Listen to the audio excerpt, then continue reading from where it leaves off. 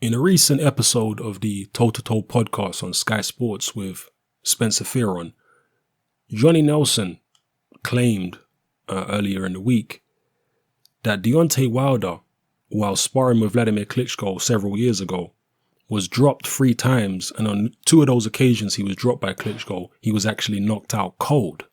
This is what Johnny Nelson was claiming.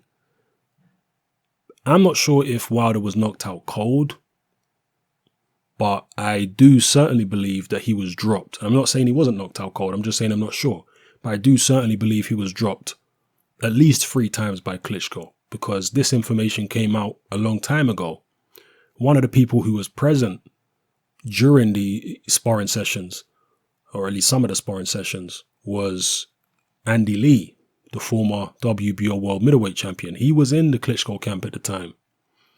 And yeah, he saw the sparring session, or at least some of the sparring sessions with Klitschko and Wilder. And he said Wilder hit the deck several times and he didn't hold up too well. This is what Andy Lee said. So I certainly believe that, yes, Wilder was bounced off the canvas by Wladimir Klitschko. Whether he was knocked out cold, who knows? If they were to fight again today, would I pick Klitschko? Well, if he was able to perform the way he did against Joshua, then yes, I would. Has Deontay Wilder improved since those sparring sessions with Klitschko several years ago? Absolutely.